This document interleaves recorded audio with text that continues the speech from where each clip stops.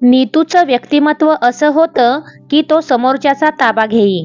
मग ती एक व्यक्ती असो, पार्टीतल्या वेगवेगळ्या क्षेत्रातली मान्यवर मंडळी असोत किंवा गच्च भरलेल्या हॉलमधील जनसमुदाय असो.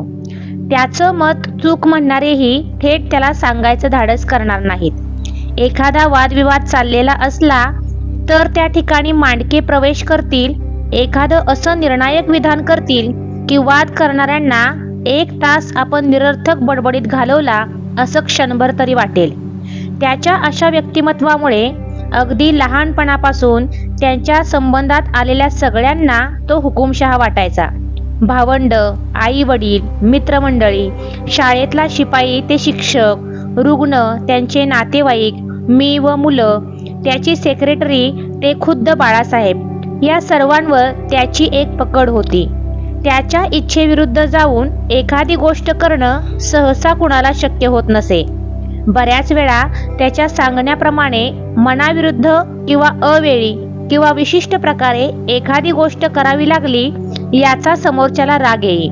कालांतरानं ती गोष्ट त्या पद्धतीनं त्यावेळी केल्यानं होणारा फायदा लक्षात आला की त्याच्यावर राग राहत नसे.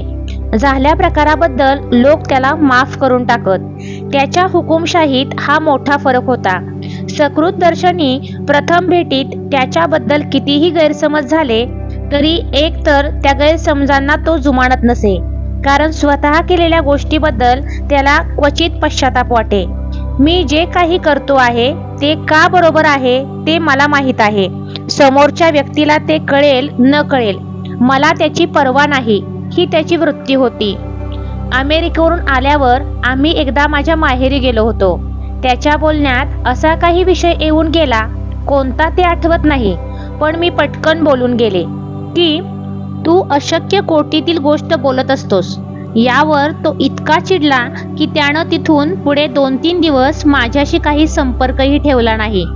त्याचं म्हणणं होतं की माझ्या बायकोचाच माझ्या कर्तबगारीवर विश्वास नसेल तर बाकीचे लोक कसा ठेवतील. तिथून पुढे त्याच्याविषयी बोलताना मी जरा जास्त काळजी घेऊ लागले.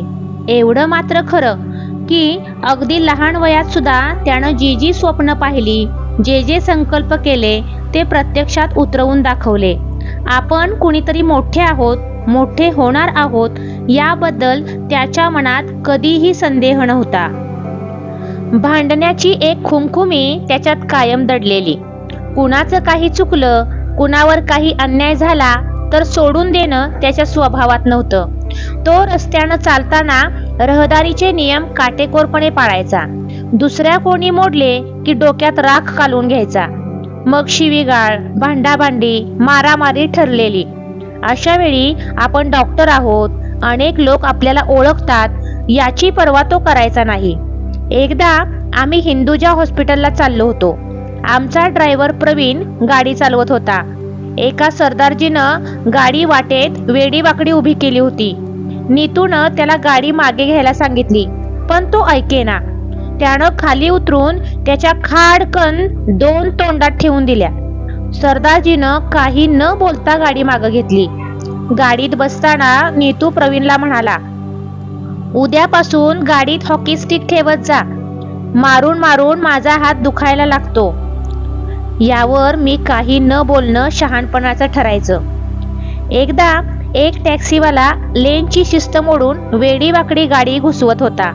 नीतूनं त्याच्या पुढे गाडी नेऊन त्याला थांबणं भाग पाडलं. तो गाडीतून उतरला. त्या टॅक्सीवाल्याला काही कळण्यापूर्वीच त्याच्या गाडीचं दार उघडून त्याच्या गाडीच्या किल्ल्या घेतल्या.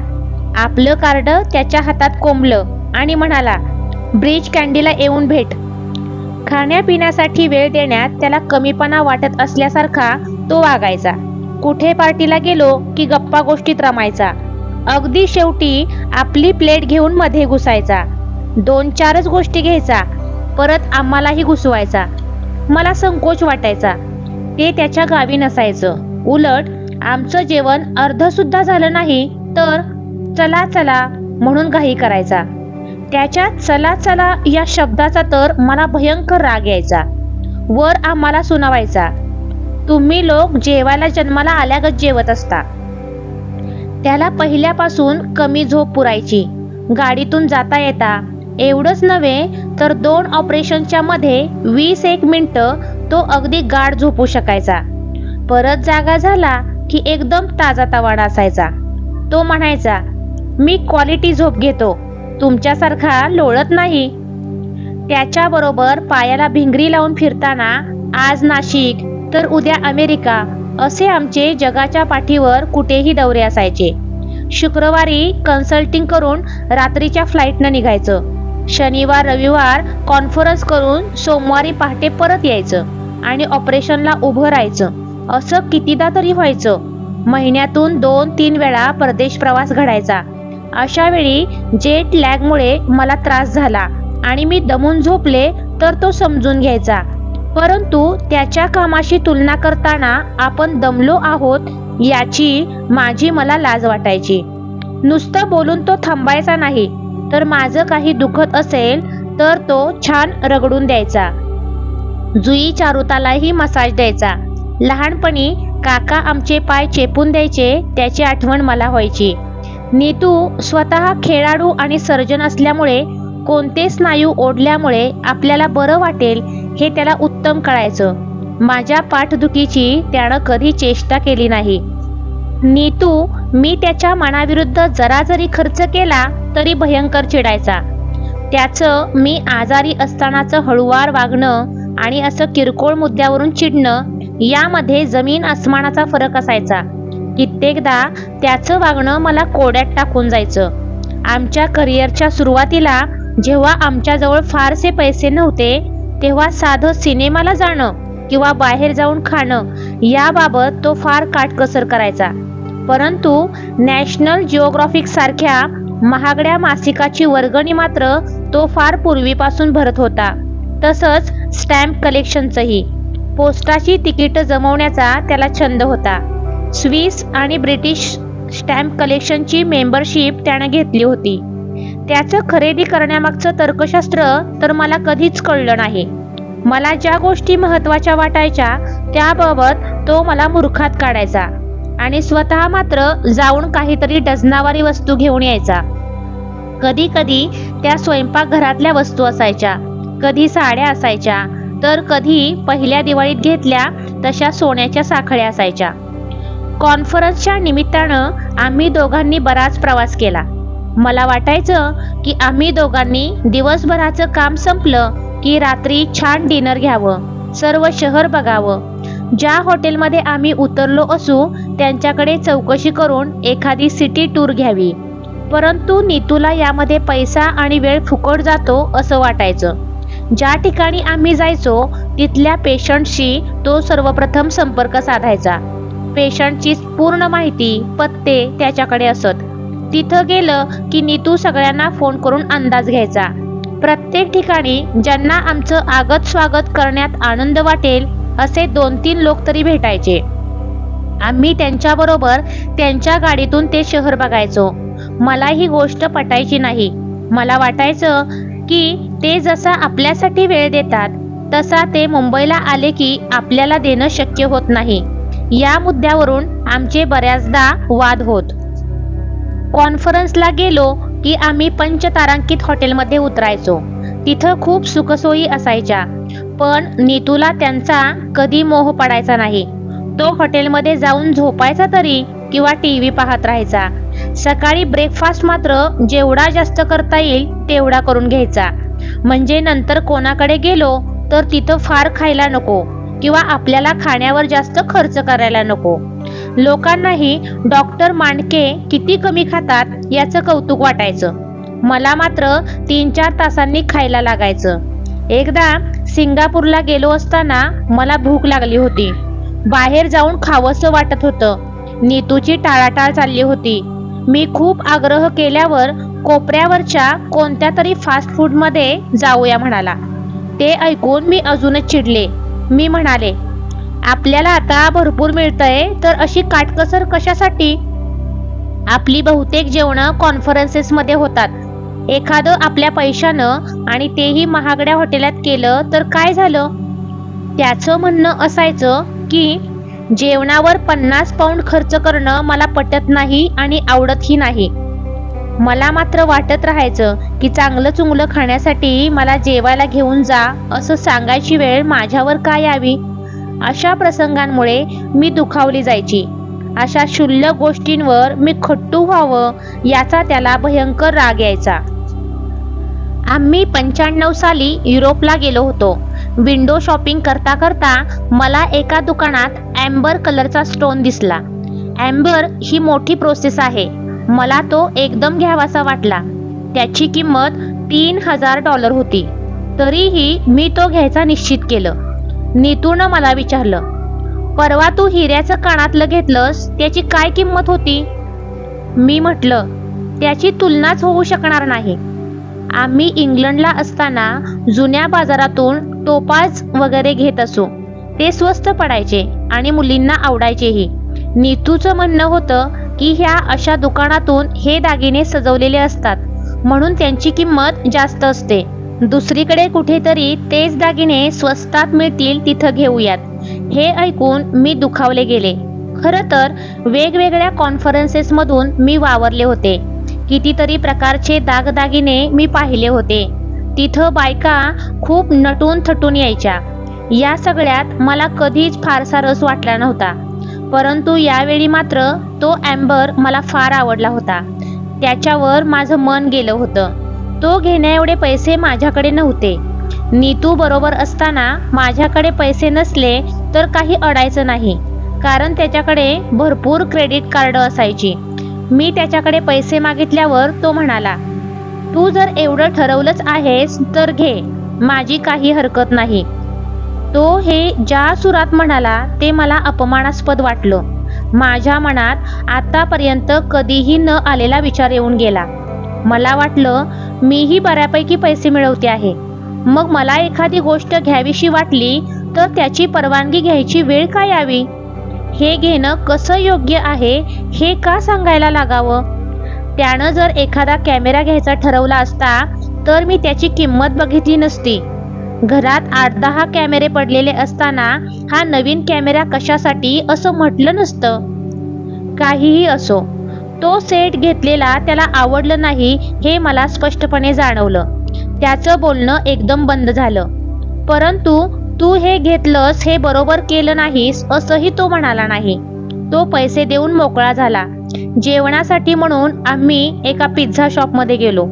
एकमेकांशी चकार शब्दही न बोलता आम्ही पिझ्झा खाल्ला. खरं तर तो माझ्या घशाखाली उतरत नव्हता. एकदा तर वाटलं की तो सेट परत करून टाकावा, पण माझा अहंकार मला अडवत होता. हळूहळू मला वाटायला लागलं की एवढी रक्कम देऊन तो सेट घ्यायची गरज होती का? एवढी महाग वस्तू तुटली, खराब झाली तर त्याचं काहीच करता येत नाही. असं असताना आपण ती हट्टानं घेतली, ती सुद्धा नीतूच्या मनाविरुद्ध. हा विचार मनात येताच डोळ्यातून गंगा यमुना वाहू लागल्या. त्याला मी सांगून टाकलं की माझं चुकलं. ठीक आहे, होतं असं कधी कधी, असं म्हणून त्यानं विषय बदलला. तेव्हाच वातावरण निवळलं. आमच्या घराच्या बाबतीत फर्निचर कसं असावं वगैरे सूचना मी करायला गेले की तो मोठ्यांदा हसायचा. माझ्या सूचनांमध्ये त्याला कलात्मकता जाणवायची नाही. मग घरी आलेलं माणूस घराचं कौतुक करायला लागलं की मला वाटायचं यामध्ये माझं श्रेय काहीच नाही. मी गच्चीमध्ये बाग करून घ्यायचं ठरवलं. माझ्या माहितीतली काही माणसं मी पुण्याहून मुद्दाम बोलावून घेतली. त्यांनी बागेचा आराखडा करून कोटेशन दिलं. बागेसाठी पुण्याहून माणसं बोलावलेली पाहून नीतूनं माझी टर उडवली. मी इथलीच माणसं पाहून देतो असं तो म्हणाला, पण कुणाचंच काही जमलं नाही. गच्चीतली बाग आपल्या मनासारखी फुलवायचं माझं स्वप्न तसंच राहून गेलं.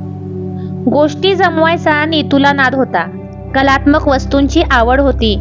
मग कागदावरची उत्तम डिझाईन्स, ग्रीटिंग कार्डवरची चित्र, देवांच्या तसबिरी, उत्तम फोटो, चमचे, सुऱ्या, ग्लास, काड्यापेट्या, व्हिजिटिंग कार्ड, हॉटेलच्या कार्ड कीज, टिश्यू पेपरचे नमुने, पेन, पेन्सिली, मिनिएचर प्राण्यांच्या प्रतिकृती, सर्व प्रकारची तिकीटं, हॉटेलमध्ये मिळणाऱ्या तऱ्हेतऱ्हेच्या सोईंग किट्स, 1 ना 2. त्याचे ड्रॉवर उघडले की अशा सुंदर सुंदर वस्तू नीट लावून ठेवलेल्या असायच्या. विशेष म्हणजे कुठली वस्तू केव्हा कुठून आणली ते त्याच्या लक्षात असायचं. त्याचा मेंदू हा एक कॉम्प्युटर हार्ड डिस्क होती. विद्यार्थी असल्यापासूनच्या उत्तम स्लाइड त्याच्याकडे होत्या. त्याचं परदेशी नाणी आणि स्टॅम्प यांचा संग्रह तर अवाढव्य आहे. नीतूच्या माझ्याकडून अनेक बाबतीत खूप अपेक्षा असायच्या. त्याचा काटकसरी स्वभाव, व्यवस्थितपणा, कामाची शिस्त हे सर्व त्याच्या चौकटीत बसू शकेल तसंच त्याला हवं असायचं. आम्ही कुणी घर आवरलं की तो चिडवायचा, तुम्ही आवरलं की मला वस्तू सापडेनाशा होतात. आमच्याकडे स्लाइडचा प्रचंड संग्रह होता. त्यानं तो विद्यार्थी असल्यापासूनच्या ऑपरेशनच्या स्लाइड, वेगवेगळ्या प्रवासाच्या स्लाइड जपून ठेवल्या होत्या आणि विषयवार व्यवस्थित लावून ठेवल्या होत्या. एकदा माझ्या लक्षात आलं की त्यांच्यावर बुरशी चढली आहे. मी त्याला त्या नीट बघून परत लावून ठेवायला वारंवार सांगत होते. यात वर्ष 6 महिने गेले असतील. त्याला काही वेळ होत नव्हता. त्या वेळेवर आवरल्या नाही तर सगळ्यांची वाट लागेल म्हणून मी ज्योतीच्या मदतीनं त्या नीट आवरल्या, त्यांना लेबल लावून ठेवली. त्यानंतरच्या आठवड्यात आम्ही सर्वांनी मिळून गोव्याला जायचं ठरवलं होतं. त्याची गोव्याला एक मीटिंग होती. त्यामध्ये त्याला स्लाइड दाखवून भाषण द्यायचं होतं. तो नेहमीसारखा प्रवासाला निघायच्या आधी एखादा तास घरी आला. स्लाइडवर माझ्या हस्ताक्षरातील लेबल होती. ती त्याच्यासारखी वेगवेगळ्या रंगात लावलेली नसावीत, त्यामुळे त्याला पटकन हवी ती स्लाइड मिळेना. यावरून तो प्रचंड चिडला. मी सांगायचा प्रयत्न केला, तुझ्या होत्या त्याप्रमाणेच मी स्लाइड ठेवल्या आहेत. तू मला कळवलं असतंस तर मी शोधूनही ठेवल्या असत्या. त्यांना बुरशी लागल्यामुळे त्या आवराव्या लागल्या. तो पसारा किती दिवस घरात मांडून ठेवणार? परंतु तो काही ऐकण्याच्या मनस्थितीत नव्हता. तो ताडकन मला म्हणाला, तुला अशा पसाऱ्याच्या घरात राहायचं नसेल तर चालायला लाग. बाहेरच्या खोलीत घरातले 10-12 जण ट्रिपला जायच्या मूडमध्ये हास्य विनोद करत बसले होते. मी माझे अश्रू कसे बसे आवरले. हवी ती स्लाइड मिळाली नाही तरी त्याचं भाषण अडणार नाही हे मला माहीत होतं. तो कोणतीही वेळ कशीही मारून नेऊ शकतो. त्यातून त्यानं डोकं शांत ठेवून अजून 5 मिनिटं दिली असती तर हवी ती स्लाइड त्याची त्याला मिळाली असती. पण हे सगळं सांगण्याच्या मनस्थितीत मीच आता नव्हते. तिथून पुढे संपूर्ण प्रवासभर मी त्याच्याशी एक अक्षर सुद्धा बोलली नाही. दुसऱ्या दिवशी सकाळी उठल्यावर तो म्हणाला, सॉरी. बस एवढंच. म्हणजे मी स्लाइड आवरल्या हे बरं केलं की नाही त्याबद्दल त्यानं कधी अवाक्षरही काढलं नाही. असं काही घडलं की त्याच्या माझ्याकडून काय अपेक्षा आहेत हे मला समजेनासं व्हायचं. त्याच्या अपेक्षा पूर्ण करण्यासाठी मी अपार मेहनत करायची. खूप वेळा माझी दमछाक व्हायची. कधी कधी मात्र ध्यानीमणी नसताना त्याच्याकडून एकदम समजूतदारपणाची बरसात व्हायची. एकदा आम्हाला दोघांनाही कोल्हापूरला जायचं होतं. नीतू क्लिनिकमधून परस्पर स्टेशनवर येणार होता. मी बॅग घेऊन बाहेर आले. तेवढ्यात आतला नळ सुरू असल्याचं लक्षात आलं. नळ बंद करून खोलीला कुलूप घातलं आणि लक्षात आलं की पर्स आत राहिली आहे. प्रवासाची तिकीटं, किल्ल्या सर्व काही पर्समध्ये होतं. आता नीतूचा पारा चढणार या काळजीनं मी त्याला भीत फोन लावला आणि वेगळंच घडलं. नीतू म्हणाला, असं जग बुडाल्यासारखं काय बोलते आहेस? कुलूप उघडून देणारा एक माणूस स्टेशनवर बसतो, त्याला घेऊन ये आणि दार उघड. दरवेळी तुम्हाला कोणतंच काम धडपणे करता येत नाही असं ऐकण्याची सवय असल्यामुळे त्याचं हे सरळ बोलणं माझ्या डोक्यात शिरायलाही वेळ लागला. 2 माणसांनी वर्षानुवर्ष एकत्र राहूनही स्वभावातली अशी ही संगती विसंगती समजून घेणं खरंच किती अवघड असतं. या घटना गेल्या काही वर्षात प्रत्यक्षात जगत असताना त्यांच्याकडे क्षणभर थांबून तटस्थपणे बघायची सवड मला मिळाली नव्हती. जो दिवस जे रंगरूप घेऊन येईल त्याच्याशी समरस होऊन मी नीतूबरोबर धावत होते. अशा जगण्याची सक्ती कुणी माझ्यावर केली नव्हती. उलट हे आयुष्य माझ्याही अंगवळणी पडलं होतं. मलाही ते तितकंच हवंसं वाटत होतं. कधी कधी एखाद्या चुकार क्षणी मनात प्रश्न यायचा की मी जसं त्याच्याशी समरस होऊन जगते, त्याच्यावर एवढं प्रेम करते, त्याच्यापासून दूर राहण्याची वेळ आली की ज्या पद्धतीनं अस्वस्थ होते त्या उत्कटतेनं त्याला माझी अनुपस्थिती जाणवत असेल का? मुलांच्या परीक्षांसाठी किंवा मंदार लंडनला असताना त्याच्यासाठी मी 15-15 दिवस रजा घेत असे. त्यानं या गोष्टीला कधीच विरोध केला नाही. अशा वेळी वाटायचं की याला माझी गरज नाही का काय? परंतु कधीतरी माझी ज्युनियर बोलता बोलता सांगून जात असे की तुम्ही नसता तेव्हा सरांना तुमची सतत आठवण येत असते. असं काही ऐकलं की बरं वाटायचं. परंतु त्याच वेळी नीतूच्या तोंडून असं काही ऐकायला मिळणार नाही हे माहीत असायचं आणि तरीही प्रश्न पडायचाच.